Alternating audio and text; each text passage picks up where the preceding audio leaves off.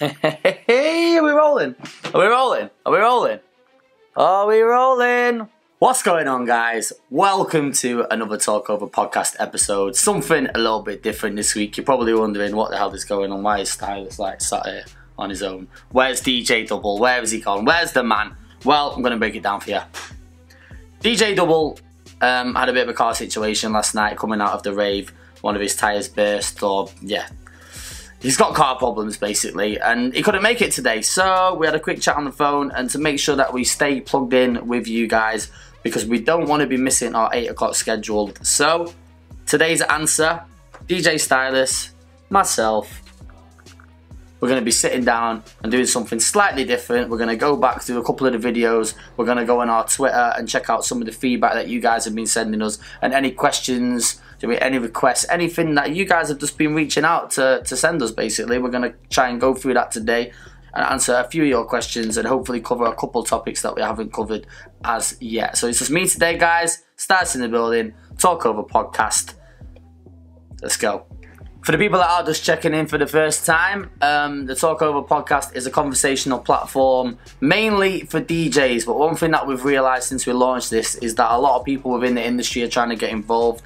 So, it's not just DJs, it's promoters, it's club owners, managers, radio presenters, even like A&Rs, and artists themselves have even reached out to us. So this is very, very sick, but something that started out as a platform for DJs, built for DJs, by the DJs. If you haven't already, before we go anywhere, make sure you subscribe to the channel, like, subscribe, all of that, and make sure you guys stay in the loop with episodes as we go forward, innit? Safe. Gonna load up the YouTube channel, gonna load up the Twitter, and we're literally just gonna go through some of these quick fire and see what kind of feedback you guys have been leaving on some of our episodes. We're only on like episode 7. I think we've done 7 episodes now. Big shout out to Denzel Sappho. He was one of the first people to write on our channel, so we're gonna big you up. He put, liking this man, definitely going to be locked in more and more, and left a little one of them. So big up your chest. DJ Vital TV says, very interesting watch. This is on our debut episode, which was about what's the best thing a DJ can do and can you survive dust from playing the clubs. Big shout out to Zachary Agazeu, I think that's the one. Apologies if I pronounce your name wrong. It's great to see that it's not just me who wants to go beyond DJing. I sometimes feel bad for not committing all my time to the craft. I enjoy working, but I don't know if I can do it full time. I used to blame the bar I worked in, but it's more than that. See, this is a tough one, man, because a lot of people ask me, like, how did I make the transition going from, like, part-time DJ to full-time DJ? I never really did the part-time DJ thing. Like, I made a conscious decision when I left college, 18, that I would chase being a DJ straight away. Like, it was something that was in my mind from like 14 years of age. So by the time I'd hit 18, it was a no-brainer that I really wanted to go out there and really try and go for the DJing. But I can totally understand where people are coming from when it comes to having a full-time job and making the crossover to trying to be the full-time DJ. Like, there's such a fine line. I would say try and balance for as long as you can, to the point where it's physically impossible to balance anymore, and then you know that making the transition over to being a full-time DJ and moving away from the job will be a little bit more sustainable. So I'd say it's just a case of getting the balance right as you move through it, and then slowly make the gradual move over to becoming the full-time DJ. Shout out to Honey Claypot, who says, as an aspiring DJ, you guys are feeding the hungry.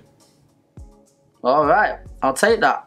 Our second episode was an interesting one that we wanted to cover like as soon as we decided we would do this podcast, and it was what is the role of the warm-up DJ? The role of the warm-up DJ, this was from Anton Fredericks. So shout out to Anton. He put, the role of the warm-up DJ is to warm the crowd without playing the top hits, also to show the next DJ how versatile the crowd is. However, I disagree in the 1 tune per night rule. Sometimes a tune needs to get a playback just because it was dropped earlier in an empty room. So I made the comment about the 1 tune a night rule. A rule that I stand by is a tune must only be played once throughout the night. So Anton has said he disagrees 1 tune per night. Sometimes a tune needs to get a playback just because it was dropped earlier in an empty room. So my reply to that would be, why are you dropping that song to an empty room. Like, normally a warm up for me, I would stay left field, play some eclectic stuff, some different stuff, warm it up. You're not going to catch me playing any bangers. So my reply to that would be, don't play bangers to an empty room and save them. Do you know what I mean? I just try not to repeat songs. Like, that's just me. Like, yeah, personal opinion, I guess, on that one. Shout out to Celltube. Personally, till today, have never dropped Gucci Gang in my sets, or plan to. There are boundaries. I play for the people to a level, but a lot of songs I still wouldn't drop that are just known. Which is fair enough, man. Like, I made a comment in regards to playing songs that the people ask for that maybe I don't like, but I would still throw them in my set. At the end of the day, I am there to entertain the people, and even though I would play music that I love to an extent, I feel like providing some stuff that the people like as well, even though I may not like it too much, you know, can kind of level the playing field out a little bit. So shout out to Celltube. Appreciate you reaching out, man. Gucci Gang. Dead record. Still done its thing though. DJ Audio in San Francisco, my guy. Shout out to DJ Audio. Great videos, man. The warm-up set to me is 100 times more rewarding than a headline set. It's so easy and cookie cutter to play all the top current bangers. That's some Yank slang there, isn't it? Cookie cutter? To play all the top current bangers, but warming up a club with classics, recurrents and digging for lost jams without losing the crowd. That is the perfect test of skill. Big up from San Francisco. 100%, man. I co-sign exactly what Audio just said. Like, most people can play the main set and play the bangers. Like, let's be honest. Being able to warm up with, like he says, the recurrents, digging the lost jams, but maintaining the crowd and keeping everyone engaged, ready for the fire later on. Like, that is a skill in itself. So shout out to DJ Audio, man. Big up all the crew in San Francisco. That's a big look. I'm just looking through the YouTube channel, by the way. I'm going to jump to the Twitter very, very soon. So this was an interesting one that really got people's backs up. A different time. Let me stop that. This really got people's backs up on the YouTube. It was our 3rd episode, and does using a controller mean you're a whack DJ? So as you can imagine, just going off that clickbait title already. There's some deep ones, so we're going to have a little look. Shout out to Crossfader. Big up Jamie Hartley. He runs the company Crossfader over in Leeds. They basically review equipment, technology, controllers, and everything else in between. So he left a great comment. Shout out to Stylus. This is an interesting debate. I was a turntable guy, then a CDJ guy, and I used to be one of those looking down on controller DJs until I started using them. All the creative tricks and skills I could achieve with Serato and turntable CDJs were suddenly taken to the next level. The controller allowed me to do anything I was already doing and more. Controllers gave birth to a whole new way of looking at mixing and the DJ industry. Just bear in mind too that they're called control vinyl for a reason. They control the software just like a controller does. Another thing is, I know a lot of new DJs with controllers look up to the Red Bull freestyle DJs. That's their end goal, but a controller is a cheap and easy way to get started. Vinyl will likely never die, but it's not the starting point anymore. 100% agree with what Jamie said there. Going off the back of our episode, we came to the conclusion that we're not against controller DJs. A lot of the feedback coming off this felt like we were putting the world to rights over controller DJs and people that use controllers. That was 100% not the case at all. We are all for controllers if people are using them in the right way. Like, if you're that lazy guy, if you're watching this right now and you're thinking that's me, you're one of the reasons why we dislike controller DJs to an extent, when they don't use the technology in the right way. We're not against them. We're against people that are lazy. We're against lazy DJs that aren't really using controllers for what they're supposed to be for. Like Jamie said, it's not the starting point anymore, using vinyls, etc. The technology has come so far. So controllers and all extra add-ons is part and parcel of the game that we're in now. And if you're using them for the right reasons and you're creating dope shit, like, then we are all for that. So shout out to Crossfader, shout out to the gang. Make sure you go and subscribe to them. I'm going to whack their channel in there. Shout out to DJ Vibes.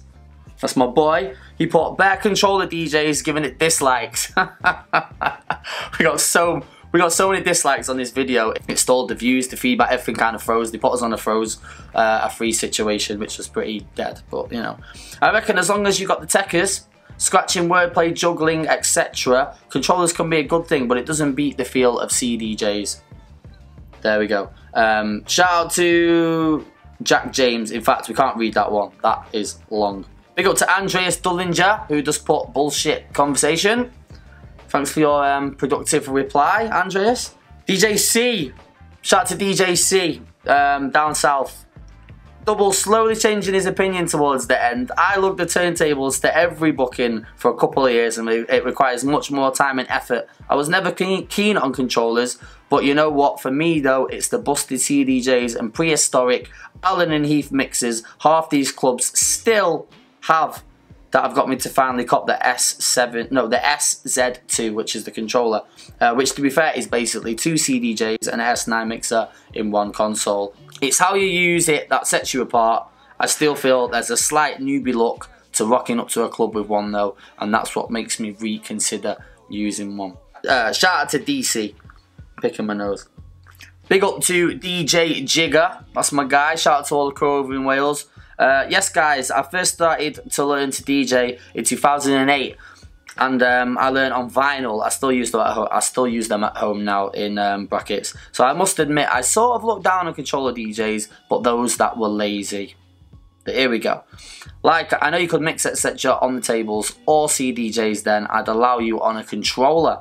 I don't think you fully learn to DJ with a controller and hope those who do try older methods like using your ears to mix. Lol. To me that was the biggest buzz when I learned. Locking a mix on turntables was gas, and yeah, it's a cheap way to get into learning, but then it's allowing a bunch of lazy people into our industry without grafting, except those who aren't lazy and are mad creative, which was our argument. We must sound like manual drivers talking about those automatic drivers who couldn't drive a real car, so took the easy option. Shout out to Jigger Man. It's kind of the same way for me. Like, I came through on vinyl, and I did semi-frown upon controllers at first, I can't lie. But as the technology has evolved and the DJ industry has just broadened its horizon so much more since the years that we started, you know, I think you've just got to be fully open-minded now when it comes to the equipment that people are using. But I agree again, the buzz of locking a mix with your ears, like having that feel of the vinyl, and that was for me what DJing was all about. Do you know what I'm saying? Okay, so last week's episode we were talking about the lost tempo, which was something I invented casually, as you do. When you get to a certain tempo within your set and it's at that range where you can just easily get lost and maybe you've not got enough songs to create around that tempo, and yeah, the lost tempo. Shout out to MG, but I've had to properly research the lost tempo. I feel you guys, man. He's loving the vids. So shout out to MG. I'm glad you're liking the content, man. Shout out to Vital. Says, love this, can relate so much. Dope content, guys, from Masam Tavasoli. Just subscribe, dope content, guys. Looking forward to the next one. Thank you, brother. Thanks for checking in. I'm glad you're liking what we're trying to create over here. A lot of people fully relating to the lost tempo. I thought that was a dope episode, to be fair. Alright, so let's have a little look on the Twitter. Check out the Talkover podcast hashtag.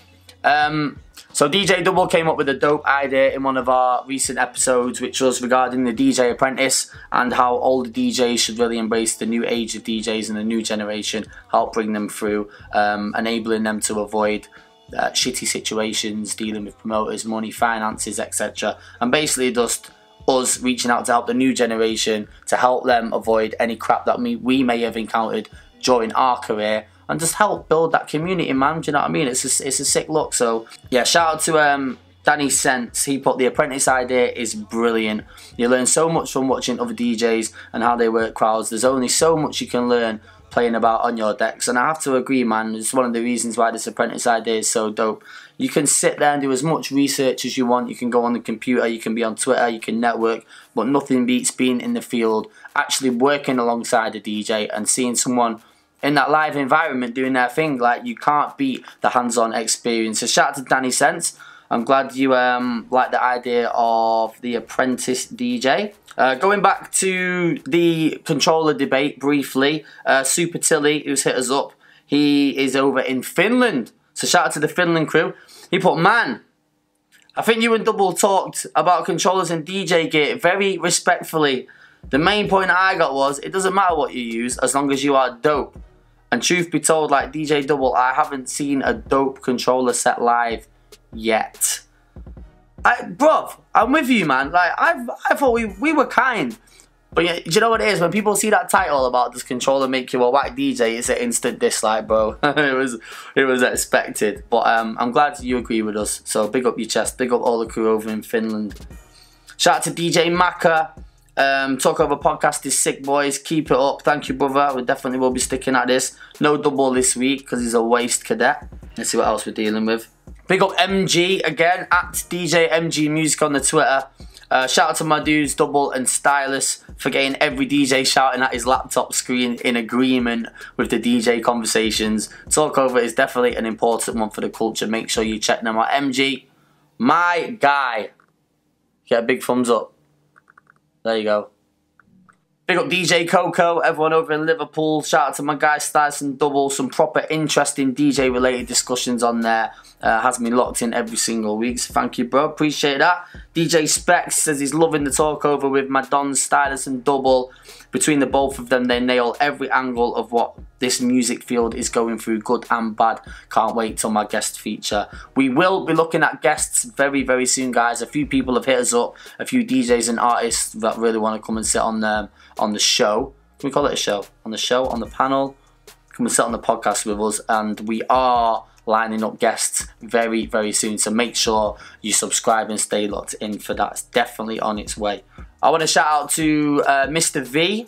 Mr. V, the DJ on Twitter, says he's watching the latest episode of Talkover. Damn right about patience. People expect the club to be kicking off at 10 PM when the club's only just opened at 9:30. People need to chill and enjoy the night. Hold the request until after midnight. Bruv, if you request a song before midnight, you'll be ignored. I'm joking. I'm joking. Big up to DJ KUK. Talkover is dope. You both make valid points. Thank you, bro. Shout out to at DJ Shorty Bless as well, coming through on the Twitter. Like these comments is one of the reasons why we feel like we've really got something with this platform, and we really want to continue to build something for the DJs. He has written, this is probably the most relatable online platform for DJs. Every word is the truth and every opinion is valid. Large up Dubl and Stylus. Like we feel between us, like with our experience over the years, you know, we've got 20 plus years experience in the club circuit alone between me and Dubl, and we feel like we're in a good position to really share our opinions and experience. And we're not saying that everything we put out there is valid. You know, it's all opinion orientated. Some guys may disagree, some may agree, and that is totally fine. And we are here just to air our views and hopefully provide something relatable for you lot on the other side of the camera. So yeah, man, shout out to DJ Shorty Bless. I'm glad that you think this is a relatable online platform, dude. DJ Baxter came through on the Twitter. He put time for a train special, and he's uploaded a picture watching a podcast on the train. Big up DJ Phonic on the YouTube. He has put podcast this and post audio. This is too good. It's up there, brother. Spotify is your friend. Search Talkover podcast even, and you will find us. Don't forget, guys, if you lot want us to talk on any specific topics, subjects, any certain guests that you might think would be great to come and sit on the podcast with us, any DJs that you follow that think would be dope to really sit down and break open a can of worms with, let us know, man. Hit us up in the comments for this. And don't forget, we are also now on Spotify, so if you want to check us out on Spotify, that is the audio version, visuals on the YouTube. So like, subscribe, share the channel, subscribe on Spotify, all of that good stuff. And yeah, man, pick up your chest. Catch you guys next Wednesday, 8 PM.